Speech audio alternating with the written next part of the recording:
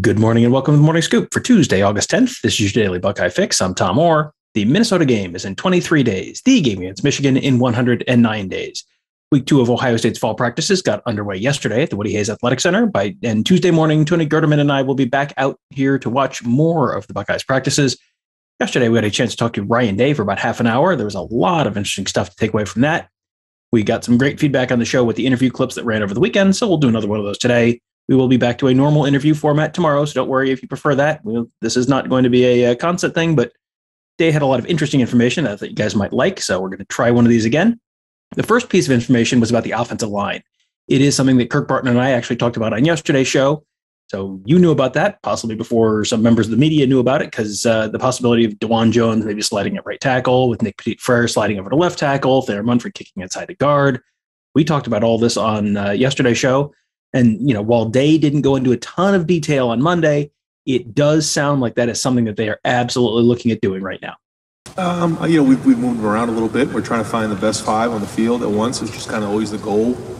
And the good news is those guys have great value because they can move. And so looking at some of their skill sets, it's going to, be a benefit to them moving forward if they can play a little bit of tackle and play some guard. And you saw Paris move in a little bit. He can also move out to tackle. So, yeah, DeJuan's played some guard in the past, Nick, and also Thayer. So, especially this time of year, we mix and match and try to figure out where the best five is. But, there's a lot of guys in that O-line room that are competing really well, and they'll just have to continue to try to, build that skill set, and then we'll find the best five here as we probably, into the end of this week and maybe early next week. DeJuan Jones is obviously a big piece of that potential shuffle along the offensive line, and he was a topic of conversation on Monday as well. Sunday at hotel check-in, he brought his pet turtle, Terry, and then came out and hung out with the media for about 30 minutes. He was charming, as always. And then Monday, Day was asked about Jones and his unique blend of size and athleticism and what he could bring to the Ohio State offensive line. Yeah, he's grown a lot in 3 years. I think that he's a basketball player trying to figure out how to play football. I kind of laugh sometimes and say he's the largest skill player of all time. But he's done a really good job in the off season of being serious and coming to work every day. And now the first 5 practices he's flashed. Several of the offensive linemen have come up to me and said, DeJuan's really done a good job in his approach. And I think that if he can just keep putting one day in front of the other, and these next 2 weeks will be really important for him because he has the ability, and he's flashed at times. He can do it. Now, can he consistently do it over time, which is the key to a great offensive lineman? Because it's a grind being an offensive lineman. You have to be tough, and you don't get a ball, especially for somebody who played a lot of basketball like DeJuan does, you don't get to touch the ball. You have to continually embrace what it means to be an offensive lineman, and that's a lot of walkthrough. It's a lot of meeting time. It's a lot of drill work. It's a grind, and so you have to embrace that. Once he embraces that, the sky's the limit for him. Earlier in the year, Day talked about wanting to know who his starting quarterback was by the end of week 2 of fall camp. Well, if you check your calendar, that would be Saturday. So is that timetable still going to hold? Does he think he's going to know who his quarterback is by the end of this week?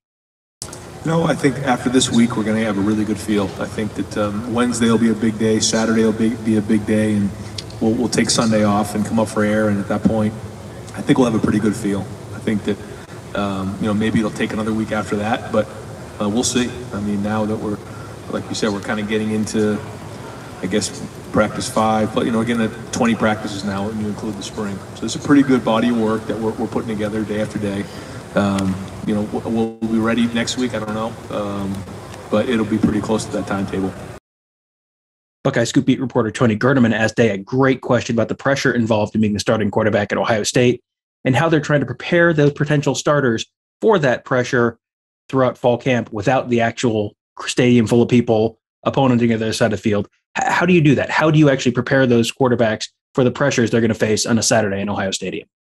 I think other than me, screaming and yelling at them during practice, like I try to tell them all the time, if you can survive practice with me kind of getting after you, the games will be easy. And that's sometimes hard on those guys. And I try to help them understand how hard it is to win a game and to play quarterback at this level. And our expectation here is Heisman Trophy and a national championship. That's what it is in first-round draft pick. So a lot comes with that. And, it doesn't just happen. It doesn't. It takes time. And it takes reps, and it takes failure, and it takes preparation. It takes all of these things to get to where you need to go. And the only way to do it is to fail. And there's just a lot of friction along the way. So the pressure's never been higher for those guys, and they understand it. They've been great. Their attitudes have been wonderful. Trying to get, not to ride the roller coaster of if you have a bad day or you have a bad practice doesn't make you a bad player. And that's really what's important. I was listening again to Peyton Manning's talk last night about his first season and his dad talking about that first season and what he went through, and it didn't define him, and then he went on to have a Hall of Fame career. And I think that's a big part of quarterback play is, you can't ride the roller coaster. You have to keep coming back for more and keep coming back. When do you start preparing them for that? Like, I'm going to be getting harder on you. Now, that's been going on for a long time. Yeah, since they walked on campus. Last year, the Ohio State defense was pretty clearly what stood between the Buckeyes and a national championship. Day himself is an offensive guy by trade. He played quarterback in college, has been on the offensive side of the ball throughout his coaching career, but he also knows as an offensive coach which defenses he hates to see. So we know he's had some input on the defense and kind of suggested some things in the past, but how hands-on or hands-off is he really when it comes to planning and designing the defense? We asked him about that on Monday. That's exactly the way it is here. If you're on defense and you're the defense coordinator, there's a reason why you were hired. You're at Ohio State, and he's going to run the defense. Larry is huge with all of that in terms of the front. Al Washington, really important with the run game. Matt Barnes in the back end. These are really good coaches, and so I got to let them do their job. Now, I will see certain things schematically or personnel-wise, and I'll just mention it to them, but I don't go in there with them. I let them do their job. I know what that's like, and it's hard when you have, trying to, do what you think the head coach wants you to do. You got to do what's right, what's best for us, and that's important. It's the same thing with special teams. I'm in the special teams meetings and certainly have input, but Parker runs the special teams, and I'm very impressed with the way he's been handling his meetings and the approach that our guys have had in the special teams. Matt Barnes is still a part of that as well, but that's how this thing works right now structurally for us, is that I'm so involved with the offense and with the quarterbacks that we really need a lot of strength on defense and special teams. One player on that defense who might not start right away, but who could be an impact player as the season moves along, is defensive end JT Tuimoloau. He just committed to the Buckeyes about a month ago. You probably remember these 17 shows we did on that, and he has been on campus for just a few weeks, so he has some ground to make up on the more veteran guys on that defensive line unit. But Day said the former five-star prospect is already starting to make a very big impression during fall camp. So I'm not in the meetings as much with him, but the feedback I'm getting from Coach Johnson, from the other coaches in the meeting room, but then also what I see on the field is a tremendous attention to detail, very conscientious, takes a lot of notes, can take a meeting to the field in short order. And so because of that, he's made up a lot of ground in a very short amount of time. So he's flashed, he's learning. He still has moments where he's still not sure exactly where to go or what to do, but you can see certainly the flashes and brilliance of a 272-pound defensive end who can run. But then when he does kind of know exactly what he's doing, he's made a lot of plays, and we're having a hard time blocking him. Yeah, what's it look like when he flashes? Again, when you see him move, he looks more like a 250-pound player. He's 272, running at that speed with that power, great hands, great body control. So, good start. Long way to go, but talent is certainly there. We will be back out at practice this morning and have some new photos and videos and maybe an instant reaction podcast when it's done. We are also supposed to be talking to offensive line coach Greg Stubrara and some of the linemen today. Big man interviews are always entertaining, always my absolute favorite position group to talk to. For whatever reason, offensive linemen always bring great stuff to interviews. So we will be streaming those on our YouTube channel, youtube.com/Buckeye Scoop. We'll have full reporting on all of it at buckeyescoop.com. So if you want to watch those interviews live, if you didn't get a chance to watch the hotel check-in stuff on Sunday live or the Ryan Day press conference on Monday live, you can start watching all that stuff live at youtube.com/Buckeye Scoop. At the end of this video, a little thing's going to pop up. It'll have another suggested video for you, and it'll also have a way you can subscribe to the YouTube channel. Just click on that Buckeye Scoop logo on the right-hand side, and you'll subscribe to the channel. Then you get notified every time we go live, every time we post a new video. We have all sorts of new stuff on that YouTube channel every day. So youtube.com/Buckeye Scoop, subscribe right there.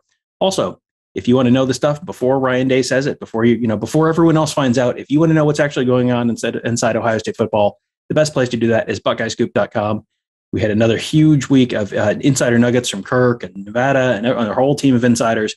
They have been bringing fantastic information, and by golly, it all keeps checking out. When we start asking questions about to the coaches and the players later, all that information always seems to check out. So they may know what they're talking about. If you'd like to know what you're talking about, consider becoming a member today at BuckeyeScoop.com. You can sign up today. You get access to our incredible team of insiders. We have some awesome events coming up. We are like a day away from announcing one very, very exciting event, so you can watch for that on Wednesday. And we will have a bunch of new exciting stuff coming on later in the month. Mark Givler tweeted something on Sunday about, we've got at least 2 really exciting announcements, but might be more than 2. So there is a lot of exciting stuff coming this month at BuckeyeScoop.com. So sign up to become a member today. It is the price of a lousy chain store pizza, and you get a lot more than heartburn. You get our fantastic team of insiders. You get all that great insider access, plenty of fun events. I'm feeling there's going to be some fun stuff happening this fall surrounding games now that everyone can sort of go to games again. Should be a great time, a fantastic season. You can do it all at BuckeyeScoop.com. Finally, do check out all of our great podcasts. They are on Apple Podcasts, Google Podcasts, Spreaker, Spotify, wherever you find podcasts. You can find our podcasts. Just search Buckeye Scoop to find all of those. You can leave us a 5-star rating and review. You can subscribe right there so you never miss an episode. We do appreciate those ratings and reviews. Those do help other folks find those shows as well. So thank you guys again for joining us. Have a great day. We'll talk to you tomorrow.